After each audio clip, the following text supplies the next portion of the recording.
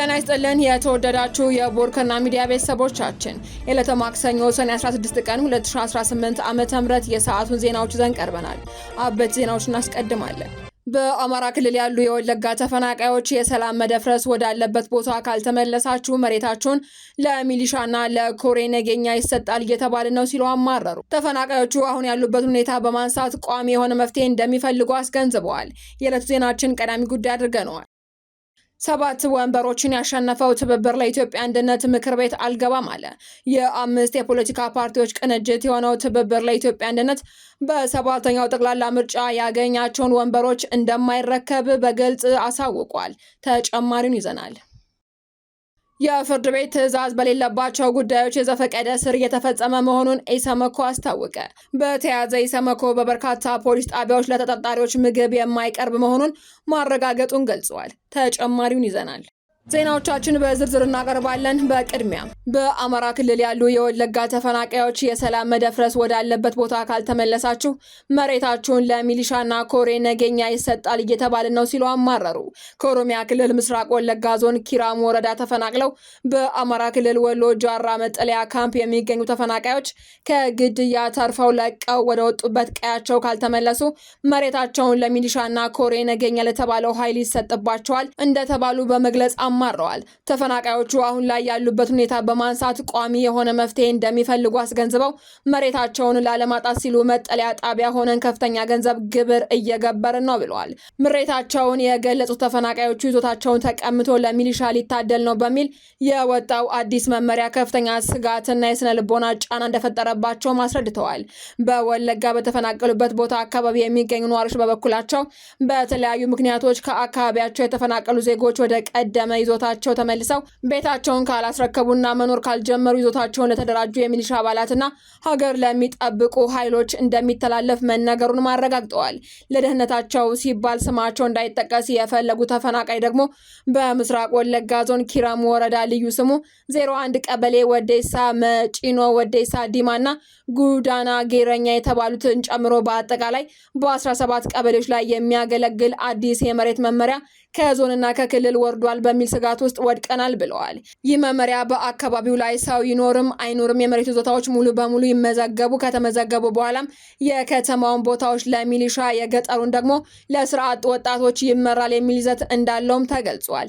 ትዕዛዙ በአካባቢው አመራሮች መካከል ትልቅ የሀሳብ ክፍፍልና ክርክር ያሉት የመረጃ ምንጭ እስካሁን ግን በይፋ የተመራ መሬት ይኖር አይኖር መረጃ እንደሌላቸው አስረድተዋል። ይህንን በተመለከተ በውይይቱ ወቅት አንዳንድ አመራሮች ሰዎቹ ግብር እየከፈሉ በመሆኑ ይዞታቸውን ጥያቄ ውስጥ ሊገባ ወይም ሊነካ አይገባም የሚል የፍትሃዊነት ሀሳብ ሲያነሱ፣ የተቀሩት አመራሮች ደግሞ በቦታው ላይ የሌሉ ሰዎች ጫካ ገብተው እኛን እየተዋጉ ስለሆነ የፈለገ ቢሆን መሬቱ ሊሰጣቸው አይገባም ማለታቸውም ታውቋል። ተፈናቃዮቹ ከ1965 እና ከ1977 ዓ.ም ጀምሮ በቋሚነት ግብር እየከፈሉበት የኖሩትን ይዞታ ላለማጣት ሲሉ አሁን ባሉበት በወሎ ጃራ መጠለያ ጣቢያ ሆነው ከሰው እየተበደሩ ከፍተኛ ክፍያ እየፈጸሙ እንደሚገኙ ተገልጿል። ለአንድ ቤት ብቻ ከ2015 እስከ 17 ዓመተ ምህረት 10820 ብር የቤት ግብር የተከፈለ ሲሆን የዘንድሮ ደግሞ 4500 ብር ከፍያለሁ ብለዋል። በገጠር መሬታቸው ላይ በየዓመቱ ከ5000 እስከ 6000 ብር እንደሚገብሩ ተናግረዋል። ከዚህ ቀደም ተፈናቃዮች ግብሩ ከመጠን በላይ እንደሆነባቸውና ጉዳዩን ለመንግስት ደርሶ መፍትሄ እንዲሰጣቸው ቢጠይቁም በወቅቱ እንዴት ከመጠለያ ጣቢያ ሆነን ግብር ክፈሉ እንባላለን ለምንስ ካሳ አንሰጥም ብለው ቢጠይቁ ምላሽ እንዳላገኙ አስታውሰዋል። ባሉበት የመጠለያ ካምፕ ከባድ ህይወት እየመሩ መሆናቸውን ገልጸው በየዓመቱ የከፈሉበትን መሬትና ንብረት ለሌላ አካል ይተላለፍ መባሉና ንብረታችሁን ታጣላችሁ የሚለው ዛቻ በተፈናቃዮች ላይ ከፍተኛ ጭንቀትና የስነ ልቦና ጫና ፈጥሮባቸዋል ነው የተባለው። በመሆኑም ተፈናቃዮች መንግስት ጣልቃ ገብነትና ህጋዊ አፋጣኝ መፍትሄ ሊሰጠን ይገባል ሲሉ አሳስበዋል። በወለጋ ያሉ ነዋሪዎች ደግሞ ከአካባቢው ውጪ ባሉ የጸጥታ ስጋቶችና የጫካ ኃይሎች እንቅስቃሴ ሳቢያ በነዋሪው ዘንድ ያለው የስጋት ድባብ አሁንም ከፍተኛ መሆኑን ጠቁመዋል። ከመንግስት በኩል ያለው ምላሽ ለማካተት ወደ ምስራቅ ወለጋ ዞን መሬት አስተዳደር የተደረገው ሙከራ ሳይሳካ ቀርቷል። 7 ወንበሮችን ያሸነፈው ትብብር ለኢትዮጵያ አንድነት ምክር ቤት አልገባም አለ። የ5 የፖለቲካ ፓርቲዎች ቅንጅት የሆነው ትብብር ለኢትዮጵያ አንድነት በ7ኛው ጠቅላላ ምርጫ ያገኛቸውን ወንበሮች እንደማይረከብ ገልጿል። ቅንጅቱ ከዚህ ቀደም ያቀረባቸውን ቅድመ ሁኔታዎች የሚሟሉ ከሆነ ምክር ቤት የመግባቱ ጉዳይን ሊያጤነው እንደሚችልም ጠቁሟል። ጥምረቱ በተደጋጋሚ ያወጣቸው ቅድመ ሁኔታዎች እንዳልተሟሉ በመግለጽም ከምርጫው ራሱን እንደሚያገል ሲያሳውቅ የቆየ ሲሆን ከምርጫው ከ2 ቀን በኋላ ደግሞ ቢያሸንፍም ምክር ቤት እንደማይገባ መግለጹ ይታወሳል። ሰኔ 14 ቀን 2018 ዓ.ም ብሔራዊ ምርጫ ቦርድ ይፋ ባደረገው የምርጫ ውጤት እንደሚያሳየው ትብብር ለኢትዮጵያ አንድነት 2 የሕዝብ ተወካዮች ምክር ቤትና 6 የክልል ምክር ቤት መቀመጫዎችን አሸንፏል። ጥምረቱ 1032 እጩዎችን በማቅረብ ከብልጽግናና ከኢዜማ ቀጥሎ ከፍተኛ ተመራጮችን ለተለያዩ ምክር ቤቶች ያስመዘገበ 3ኛው ፓርቲ ነው። በአዲስ አበባ በአማራና በማዕከላዊ ኢትዮጵያ ክልሎችም በአጠቃላይ 7 ወንበሮችን በምርጫ 2018 ዓ.ም ያሸነፈው ቅንጅቱ ምርጫውን አውግዞ በአቋሙ እንደጸና የህዝብ ግንኙነት ኃላፊው አቶ ጌትነት ወርቁ ለቢቢሲ ተናግረዋል። ምርጫውን የጨረባ ሲል የገለጸው ትብብሩ እጅግ የተወሳሰበውን የአገራችንን ችግር ከድጡ ወደ ማጡ ከመውሰዱ በዘለለ ዲሞክራሲን አያዋልድም በማለት አጣጥሎታል። ጥምረቱ የአገሪቱን የሰላምና የደህንነት እጦት እንዲሁም ጠባብ የፖለቲካ ምህዳር በዋና ምክንያትነትም አንስቷል። መንግስት ሸብረክ ብሎ ወደ መነጋገሩ ወደ መደራደሩ እስከ ድረስ እኛም እውቅና አንሰጥም ብለዋል። የብልጣብልጥ ጨዋታ ነው በማለት አገራትን ምርጫውን እውቅና እንዲነፍጉት ውትወታ እያደረጉ መሆናቸውንም አቶ ጌትነት ገልጸዋል። አቋማቸው ይህ ከሆነ ለምን በምርጫው ተሳተፋችሁ ተብለው የተጠየቁት አቶ ጌትነት ለመሳተፋቸው ምክንያት የሆኑ ንግግሮች ስለነበሩ እንደሆነም አመልክተው ዝርዝር መረጃን ከመስጠት ግን ተቆጥበዋል።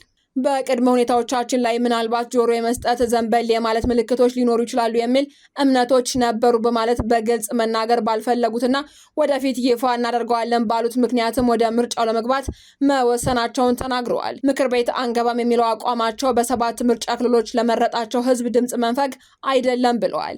ተመሳሳይ ትችት በተለይም በ1997 ዓ.ም ምርጫ ከነበረው የቅንጅት አቋም ጋር ተገናኝቶ እንደገጠማቸው የጠቆሙት ኃላፊው የሁኔታው ልዩነትን ሲያብራሩ የሰማይና የምድር ያህል ነው ብለዋል። በ7 ኬስ ቦታዎች ላይ ተሰጥቶት ይህንን ተቀበልና ሌላውን አቆይ ከምንባል ለታላላቅ ጥያቄዎች መልስ እንፈልጋለን የሚል ነው ሲሉም አቋማቸውን የማመዛዘን የማበላለጥ እንደሆነ ገልጸዋል። ይሁን እንጂ መንግስት ላስቀመጧቸው ቅድመ ሁኔታዎች ለመነጋገር ቀና ምላሽ ከሰጠ ውሳኔያቸውን እንደሚቀለብሱ ተናግረዋል። አንገባም ማለት ለዘላለም አንገባም ማለት አይደለም በማለት ኳሱ መንግስት ሜዳ ላይ መወርወሩን ጠቁመዋል። ምክር ቤት መግባቱን እንደ መደራደሪያ መሳሪያ የተመለከተው ጥምረቱ በባዶ ሜዳ ብቻ የምንጮህ አይደለንም ብሏል። ጦርነትን ማቆም፣ እስረኞችን መፍታት፣ የፖለቲካ ምህዳርን ማስተካከል፣ በአገር እጣ ፈንታ ላይ መነጋገር ጠዋት ተጀምሮ 11 ሰዓት ማታ ላይ የሚያልቅ አይደለም ብለዋል። ቢያንስ ግን እኛ የምንፈልገው ወደዚያ ወደ ድርድር የሚገፋ ነገር አለ ወይ ነው በማለትም መከራከሪያ አቅርበዋል። የፍርድ ቤት ትዕዛዝ በሌለባቸው ጉዳዮች የዘፈቀደ እስር እየተፈጸመ መሆኑን ኢሰመኮ አስታወቀ። ተፈናቃዮችን በተፈናቀሉበት ቦታ መፍትሄ ሳያገኙ ረጅም ጊዜ መቆየታቸውንም አስቸኳይ መፍትሄ የሚሻ በሚል መዝግቦታል። የኢትዮጵያ ሰብአዊ መብቶች ኮሚሽን ኢሰመኮ በ4 ክልሎች የገንዘብ ተቋማትን የብድር ገንዘብ ባልመለሱ፣ የከተማ መሬት ሊዝ ክፍያና የአፈር ማዳበሪያ ዕዳ በወቅቱ ባልከፈሉና የማህበረሰብ አቀፍ ጤና መድን ክፍያ ባልፈጸሙ ዜጎች የዘፈቀደ እስር እየተፈጸመ መሆኑን ገልጿል። ኢሰመኮ ይህንን ያለው ዛሬ ለሕዝብ ተወካዮች ምክር ቤት ያቀረበውና ቦርክና የተመለከተውን የ2018 ዓመተ ምህረት የ11 ወራት ዝርዝር ሪፖርት ላይ ነው። የነጻነት መብትን በተመለከተ የኢሰመኮ ሪፖርት ክፍል የደቡብ ኢትዮጵያ፣ ኦሮሚያ፣ አማራና በቤኒሻንጉል ጉሙዝ ክልሎች በበርካታ አካባቢዎች የውል ግንኙነትን መሰረት ባደረጉ የፍትሐ ብሔር የወንጀል ተጠያቂነትን በማያስከትሉና የፍርድ ቤት ውሳኔ በሌለባቸው ጉዳዮች የዘፈቀደ እስር እየተፈጸሙ መሆኑን አስፍሯል። የዘፈቀደ እስሩ የተፈጸመውም የገንዘብ ተቋማትን የብድር ገንዘብ መመለስ ባለመቻላቸው፣ የከተማ መሬት ሊዝ ክፍያና የአፈር ማዳበሪያ ዕዳ በወቅቱ ባለመከፈሉና የማህበረሰብ አቀፍ የጤና መድን ክፍያ ባልፈጸሙ ዜጎች መሆኑን በሪፖርቱ በጉልህ ሰፍሯል። በሌላ በኩል ኮሚሽኑ 1510 አቤቱታዎችን ተቀብሎ ለ1022 ጉዳዮች እልባት ሲሰጥ 488 ጉዳዮችን ወደ ተገቢ ተቋማት ማስተላለፉን፣ በ59 የአደጋ ጊዜ ክትትሎችና ምርመራዎችን ማከናወኑን ገልጿል። በተያዘ በግንባታ ዘርፍ የተሰማሩ ሰራተኞችን መብቶችን በተመለከተ ተቆጣጣሪ ተቋማት የቁጥጥርና ክትትል ስራን ለማከናወን በቂ የሰው ኃይል፣ በጀት፣ ማጓጓዣ፣ የክትትልና ቁጥጥር ባለሙያዎች፣ የደህንነት መጠበቂያ ቁሳቁስና ላብራቶሪ የሌላቸው መሆኑን ማስታውቋል። በመንግስት ማህበራዊና ኢኮኖሚያዊ መብቶችን ተፈጻሚ ለማድረግ ከአስፈጻሚ አካላት በተለይ በከተማና መሰረተ ልማት በስራና ክህሎት ሚኒስቴር ስር ባሉ የክትትልና ቁጥጥር ኃላፊነት ጣለባቸው አካላት ኃላፊነታቸውን እንዲወጡ አስፈላጊውን የሰው ኃይልና በጀት እንዲመደብም አሳስቧል። የኮሚሽኑ ሪፖርት በሌላኛው ክፍሉ የሀገር ውስጥ ተፈናቃዮች በተፈናቀሉበት ቦታ መፍትሄ ሳያገኙ ረጅም ጊዜ መቆየታቸውን በቁልፍ ክፍተቶች በማካተት አስቸኳይ መፍትሄ የሚሻ መሆኑን አስገንዝቧል። የተፈናቃዮችን ጉዳይ የሚከታተል በህግ ግልጽ ስልጣን የተሰጠው አካል እንዲወሰን፣ ተፈናቃዮችን የመጡባቸውን አካባቢዎች ሰላምና ጸጥታ እንዲሰፍን፣ የተወሰደባቸውን ንብረት መመለስ የሚያስችል የፍትህ ሂደትና ተጎጂዎች ተገቢን ካሳ የሚያገኙበት ስርዓት እንዲረጋገጥም ጠይቋል። በሌላ በኩል በአብዛኛዎቹ እርሻ ጣቢያዎች በሰራተኞች የመብት ጥበቃ ክፍተቶች መኖራቸውን፣ በአዳማና ሐዋሳ ኢንዱስትሪ ፓርኮች በመንግስት አካላት መደረግ ያለበት ቁጥጥር አነስተኛ እንደሆነ፣ ፋብሪካዎች ባለቤቶችና አመራሮች ጫናዎችን እንደሚደረግም ገልጿል።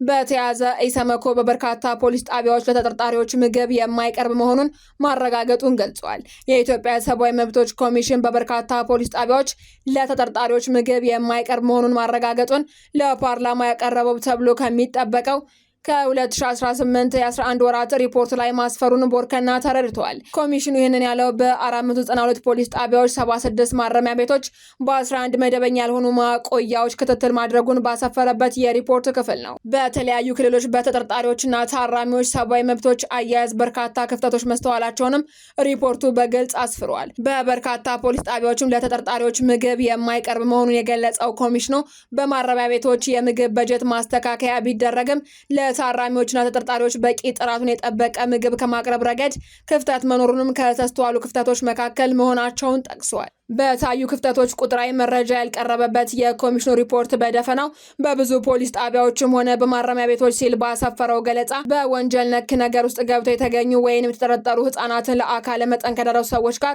በአንድ ክፍል የመያዝ ሁኔታ መቀጠሉን ገልጿል። ኮሚሽኑ ጠንካራ ጎን ባለው ጉዳይ ደግሞ ቁጥራዊ መረጃን አካቷል። በዚህም በአማራ፣ ኦሮሚያ፣ ጋምቤላ፣ ቤኒሻንጉል ጉሙዝ፣ ማዕከላዊ ኢትዮጵያና በአፋር ክልሎች ወቅታዊ ጉዳይ በሚል እስር ላይ የነበሩ 2143 ሰዎች ከእስር እንዲለቀቁ ማድረግ መቻሉንም በሪፖርቱ አስፍሯል። እንደገና ቁጥራዊ መረጃን ሳያካትት በጥቅሉ በርካታ ባላቸው ክልሎች ተጠርጣሪዎችና ታራሚዎች በቂ ስፋት በሌላቸውና ንጽህናቸውን ባልተጠበቁ ክፍሎች ውስጥ በተጨናነቀ ሁኔታ ተይዘው እንደሚገኙ ጠቅሶ ልዩ ፍላጎት ላላቸው ተጠርጣሪዎችና ታራሚዎች ፍላጎታቸው መሰረት ያደረገ አገልግሎት የማቅረብ ክፍተቶች መቀጠላቸውን ገልጿል። በመሆኑም ኮሚሽኑ ባቀረበው ምክረ ሀሳብ ተጠርጣሪዎች ሲታሰሩ ሰብአዊ መብቶችን ባከበረና በህግ በተደነገገ ስርዓት ብቻ መሆኑ እንዲረጋገጥ የፍርድ ቤትና የአቃቢ ውሳኔ እንዲከበር ጠይቋል። አድማጮቻችን፣ የሰዓቱ ዜናዎቻችን ተጠናቀዋል። ስለተከታተላችሁ እናመሰግናለን። ሰላም።